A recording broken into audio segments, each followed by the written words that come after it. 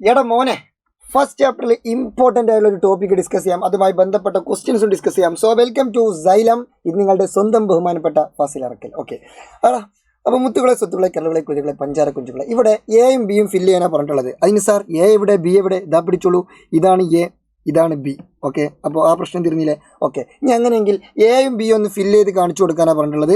എടാ എ എന്താണ്, അതുപോലെ തന്നെ ബി എന്താണെന്നുള്ളതാണ് ചോദ്യം. അപ്പോൾ നമുക്ക് നോക്കാം, ജസ്റ്റ് നോക്കാം. എടാ നോക്കടാ, ഇതെന്താണ്? മെറ്റബോളിസം. എന്ത് ബോളിസം? മെറ്റബോളിസം. മെറ്റബോളിസത്തിന് നമുക്ക് രണ്ടായി തരംതിരിക്കാൻ പറ്റും. ഒന്ന് ആനബോളിസം എന്നും, അപ്പോൾ രണ്ടാമത്തെ എന്തായിരിക്കും? പറഞ്ഞോളൂ. കാറ്റബോളിസം. മെറ്റബോളിസത്തിൽ ഒന്ന് ആനബോളിസം ആണെങ്കിൽ അപ്പോൾ രണ്ടാമത് ഓട്ടോമാറ്റിക്കലി എന്തായിരിക്കും? കാറ്റബോളിസം ആയിരിക്കും. അപ്പോൾ ഇവിടെ നമ്മൾക്ക് എന്ത് ചെയ്താം?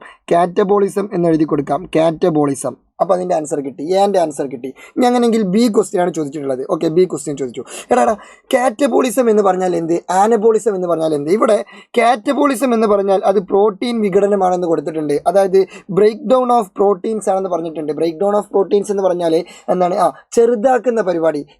ഞാൻ പറയുന്നു, കാറ്റബോളിസം എന്ന് പറയുമ്പോൾ കാറ്റിനെ ആലോചിക്കുക, ആനബോളിസം എന്ന് പറയുമ്പോൾ ആനയെ ആലോചിക്കുക. അപ്പോൾ കാറ്റബോളിസം, കാറ്റ് ചെറുതാണ്, ആനബോളിസം ആന വലുതാണ്. അപ്പോൾ കാറ്റബോളിസം എന്ന് പറഞ്ഞാൽ ചെറുതാക്കുന്ന പരിപാടി, ബ്രേക്ക് ഡൗൺ ചെയ്യുന്ന പരിപാടി, വിഘടിക്കുന്ന പരിപാടി. അപ്പോൾ സ്വാഭാവികമായിട്ടും ആനബോളിസം എന്തായിരിക്കും? ആന വലുതാണ്, അപ്പോൾ വലുതാക്കുന്ന പരിപാടി, ഉണ്ടാക്കുന്ന പരിപാടി, സിന്തസിസ് അല്ലെങ്കിൽ നിർമ്മാണമായിരിക്കും എന്ത്? ആനബോളിസം എന്ന് പറയുന്നത്. അപ്പോൾ സ്വാഭാവികമായിട്ടും ഇവിടെ നമ്മൾ എന്ത് എഴുതി കൊടുക്കണം? എന്തെങ്കിലുമൊക്കെ എഴുതി കൊടുക്കണം. അങ്ങനെയല്ല, ഇവിടെ എന്താ എഴുതി കൊടുക്കേണ്ടത്? ഇവിടെ ഗ്ലൂക്കോസ് നിർമ്മാണം എന്ന് എഴുതി കൊടുക്കണം. ഗ്ലൂക്കോസ് നിർമ്മാണം. അപ്പോൾ അത് ഞാൻ എഴുതി കൊടുത്തിട്ടുണ്ട്. അപ്പോൾ ഇപ്പുറത്ത് നമ്മൾ എന്ത് ചെയ്യാം? സിന്തസിസ് ഓഫ് ഗ്ലൂക്കോസ് എന്ന് എഴുതാം. Synthesis of glucose. ഇനി അതിൻ്റെ ഡീറ്റെയിൽ ആയിട്ടുള്ള എക്സ്പ്ലനേഷൻ താഴെ കൊടുത്തിട്ടുണ്ട്. അതായത് synthesis of glucose, plant synthesise glucose using carbon dioxide and water. അതേസമയം ബ്രേക്ക് ഡൗൺ ഓഫ് പ്രോട്ടീൻസ്, അതായത് protein break down into amino acid. അത് നമ്മൾ മെയിൻ ചെയ്യുന്നു വേണ്ട. അപ്പോൾ ജസ്റ്റ് ഓർത്ത് വെക്കുക, മെറ്റബോളിസത്തിനെ രണ്ടായി തരംതിരിക്കാം. ഒന്ന് ആനബോളിസം എന്നും, രണ്ട് കാറ്റബോളിസം എന്നും. ആന വലുതായതുകൊണ്ട് ഇത് സിന്തസിസ് ഓഫ് ആയിട്ട് പരിപാടിയായിരിക്കും. കാറ്റ് ചെറുതായതുകൊണ്ട് അത് ബ്രേക്ക് ഡൗൺ, വിഘടിക്കുന്ന, ബ്രേക്ക് ഡൗൺ ഓഫ് പ്രോട്ടീൻസ്, ചെറുതാക്കുന്ന പരിപാടിയായിരിക്കും. ഓക്കെ അല്ലേ? എന്നാൽ അങ്ങനെയെങ്കിൽ അടുത്ത ചോദ്യം. എടാ ഈ ചിത്രത്തിൽ എ എന്ത്, ബി എന്ത്? എ എന്ത്, ബി എന്ത്? അപ്പോൾ നമുക്ക് നോക്കാം. എടാ സുഹൃത്തുക്കളെ, ഇത് നോക്കടാ, ഈ ഉണ്ട അതെന്താ സാർ? പിടി കിട്ടി, അത് ഗ്രാന. എന്താണ്? ഗ്രാന. അതെന്താണ്? ഗ്രാന. അപ്പോൾ ഞാൻ ഇവിടെ എഴുതി കൊടുക്കട്ടെ, A grana. Okay, my God. Okay, A എന്താണ്? ഗ്രാന. അങ്ങനെയെങ്കിൽ ബി എന്താണെന്നുള്ളതാണ് ചോദ്യം. ബി. എടാ ഇവിടെ ഇങ്ങനെ വെള്ളം പോലെ ഫ്ലൂയിഡ് ആയിക്കാണ്ട് പരന്ന് എല്ലാ ഭാഗത്തും കാണപ്പെടുന്ന ഈ ചങ്ങായി അതാരാണ്? അത് സ്ട്രോമ. ആരാണ്? സ്ട്രോമ. അപ്പോൾ B stroma. A grana, B stroma. അപ്പോൾ അത് രണ്ടും കിട്ടി. അത് എപ്പോഴും അങ്ങോട്ടും ഇങ്ങോട്ടും പല ആളുകൾക്കും മാറലുണ്ട്. അതിൽ വലിയ പ്രശ്നമൊന്നുമില്ല. ഞാൻ സിമ്പിളായിട്ട് പറഞ്ഞുതരാം. അതായത് ഈ ഉണ്ടകൾ അതാണല്ലോ ഗ്രാന. ഉണ്ടകളാണ് ഗ്രാന. പിന്നെന്താണ്? ഈ ഫ്ലൂയിഡ് പോലത്തെ സംഭവമാണെന്ത്? സ്ട്രോമ. അതെങ്ങനെ മാറാതിരിക്കാൻ ഒരു ഐഡിയ പറഞ്ഞാൽ സിമ്പിളാണ്. നമ്മൾ സ്ട്രോ ഇട്ട് കണ്ട് കുടിക്കുന്ന സാധനം എന്താ? ഫ്ലൂയിഡ് ആയിരിക്കും. ഫ്ലൂയിഡ് അല്ലേ നമ്മൾ സ്ട്രോ ഇട്ട് കുടിക്കുക, അല്ലാതെ ഖരപദാർത്ഥങ്ങൾ, സോളിഡ് പദാർത്ഥങ്ങൾ നമ്മൾ സ്ട്രോ ഇട്ട് കുടിക്കുക ഇല്ല. അപ്പോൾ ഫ്ലൂയിഡ് ആയിരിക്കും നമ്മൾ സ്ട്രോ ഇട്ട് കുടിക്കുക. അതുകൊണ്ട് ഫ്ലൂയിഡ് പാർട്ടാണ് ഇത് സ്ട്രോമ. അപ്പോൾ സ്വാഭാവികമായിട്ടും ഈ ഉണ്ടകൾ എന്തായിരിക്കും? അത് ഗ്രാന. അത് കിട്ടിയല്ലോ. എന്നാൽ ഞാൻ അടുത്ത ചോദ്യം. Where is light phase occur? എവിടെയാണ് പ്രകാശഘട്ടം നടക്കുന്നത്? എടാ പ്രകാശഘട്ടം നടക്കുന്നത് എവിടെ? അപ്പോൾ ബീൻ്റെ ആൻസർ പറയൂ. പ്രകാശഘട്ടം നടക്കുന്നത് എവിടെയെന്ന് ചോദിച്ചാൽ പ്രകാശഘട്ടം നടക്കുന്നത് ഗ്രാനയിൽ. എവിടെയാണ്? ഗ്രാനയിൽ. അതെങ്ങനെ ആലോചിക്കും സാർ? എടാ മലയാളികൾ ഇങ്ങനെ ആലോചിക്കുക, ഗോപാലൻ ആലോചിക്കുക. ഗോപാലനിലെ ഗാ എന്താ? ഗ്രാന. പാ എന്താ? പ്രകാശഘട്ടം. അപ്പോൾ പ്രകാശഘട്ടം നടക്കുന്നത് ഗ്രാനയിൽ. അപ്പോൾ സ്വാഭാവികമായിട്ടും ഇരുണ്ട ഘട്ടം നടക്കുന്നത് എവിടെയായിരിക്കും? സ്ട്രോമയിൽ. അപ്പോൾ സാർ ഞങ്ങൾ ഇംഗ്ലീഷ് മീഡിയം എങ്ങനെ ആലോചിക്കും? എടാ നിങ്ങൾ സുഡുവിൽ ആലോചിക്കൂ. ആരാ സുഡു? ആരെങ്കിലും ആവട്ടെ. ഓക്കെ, സുഡുവിൽ എസ് എന്താണെന്നറിയോ? S stroma. എസ് എന്താണ്? സ്ട്രോമ. അപ്പോൾ ഡി എന്താണ് സാർ? അത് ഡാർക്ക് ഫേസ്, അഥവാ ഇരുണ്ട ഘട്ടം നടക്കുന്നത് സ്ട്രോമയിൽ. അപ്പോൾ സ്വാഭാവികമായിട്ടും ലൈറ്റ് ഫേസ് അല്ലെങ്കിൽ പ്രകാശഘട്ടം നടക്കുന്നത് എവിടെയായിരിക്കും? ഗ്രാനയിൽ. ഇവിടെ ചോദിച്ചിട്ടുള്ള ചോദ്യം എന്ന് പറഞ്ഞാൽ എന്താ ചോദിച്ചിട്ടുള്ള ചോദ്യം? പ്രകാശഘട്ടം നടക്കുന്നത് എവിടെ? Where is light phase occur? Light phase എവിടെയാണ്? ഗ്രാനയിൽ. കാരണം ഡാർക്ക് ഫേസ് സ്ട്രോമയിലായിരിക്കും ആണെങ്കിൽ ലൈറ്റ് ഫേസ് എന്തായാലും എവിടെയായിരിക്കും? ഗ്രാനയിലായിരിക്കും. അതങ്ങനെ ഓർത്ത് വെക്കുക. അപ്പോൾ അതും കഴിഞ്ഞു. എന്നാൽ ഞാൻ അടുത്ത ചോദ്യം. Write the two difference between light phase and dark phase. പ്രകാശഘട്ടവും ഇരുണ്ട ഘട്ടവും തമ്മിലുള്ള രണ്ട് വ്യത്യാസം എഴുതാൻ വളരെ സിമ്പിൾ ചോദ്യം, സിമ്പിൾ ആയിട്ടുള്ള ആൻസറാണ്. രണ്ട് വ്യത്യാസം എഴുതി കൊടുത്താൽ മതി. കുറേ എഴുതിയിട്ട് ഏറെ മാർക്കൊന്നുമില്ല. പക്ഷെ നമ്മൾ എന്ത് ചെയ്യും, നമ്മൾ എല്ലാ വ്യത്യാസങ്ങളും പഠിക്കും. ഇതാ പിടിച്ചോളൂ, എല്ലാ വ്യത്യാസങ്ങളും. വേണ്ട, ലൈറ്റ് ഫേസിൻ്റെ ഏറ്റവും പ്രധാനപ്പെട്ട പ്രത്യേകത എന്താണെന്ന് ചോദിച്ചാൽ നമ്മളിപ്പോൾ പറഞ്ഞു അതെവിടെ നടക്കുക, അത് ഗ്രാനയിൽ നടക്കും. അപ്പോൾ സ്വാഭാവികമായിട്ടും ഡാർക്ക് ഫേസ് എവിടെ നടക്കും, സ്ട്രോമയിൽ നടക്കും. പ്രകാശഘട്ടം ഗ്രാനയിൽ വെച്ച് നടക്കുന്നു, ഇരുണ്ട ഘട്ടം സ്ട്രോമയിൽ വെച്ച് നടക്കുന്നു.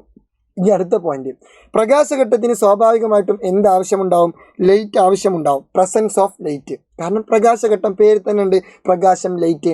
പക്ഷേ ഇരുണ്ട ഘട്ടം പേര് തന്നെ ഇരുട്ടാണ്, അതുകൊണ്ട് എന്ത് ആവശ്യമില്ല, ലൈറ്റ് ആവശ്യമില്ല. Light is not used. അതായത് പ്രകാശത്തിൻ്റെ സാന്നിധ്യത്തിൽ വെച്ച് നടക്കുന്ന പരിപാടിയാണെന്ത്, പ്രകാശഘട്ടം. എന്നാൽ പ്രകാശത്തിൻ്റെ ആവശ്യമില്ലാത്ത പരിപാടിയാണെന്ത്, ഇരുണ്ട ഘട്ടം. അതും കഴിഞ്ഞു.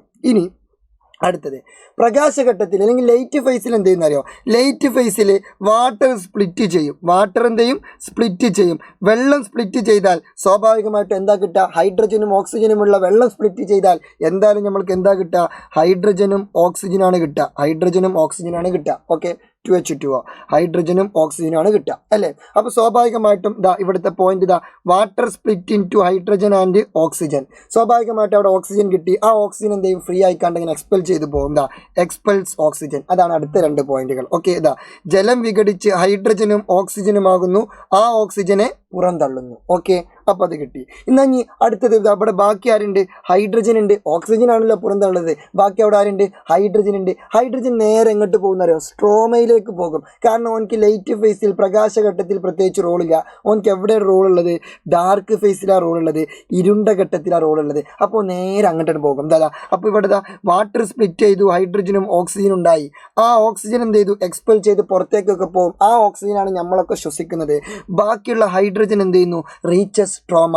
ഹൈഡ്രജൻ നേരോടേക്ക് എത്തും, സ്ട്രോമയിലേക്ക് റീച്ച് ചെയ്യും, സ്ട്രോമയിലേക്ക് എത്തും. കിട്ടിയല്ലോ. ഓക്കെ, പിന്നെ ഇവിടെ നമ്മൾ എന്തുണ്ടാക്കും, ATP ഉണ്ടാക്കും. അതായത് ATP മോളിക്യൂൾ ഈസ് ഫോംഡ്. ഊർജ്ജ തന്മാത്രയായിട്ടുള്ള ATP തന്മാത്രകൾ ഉണ്ടാകുന്നു. ഓക്കെ അല്ലേ. ഇനി കേട്ടോളൂ, ഇനി അപ്പുറത്ത് ഇരുണ്ട ഘട്ടത്തിൻ്റെ പ്രത്യേകതകൾ, ഡാർക്ക് ഫേസിൻ്റെ പ്രത്യേകത ഓൾറെഡി നമ്മൾ പറഞ്ഞു, സ്ട്രോമയിലാണ് നടക്കുക, ലൈറ്റ് ആവശ്യമില്ല.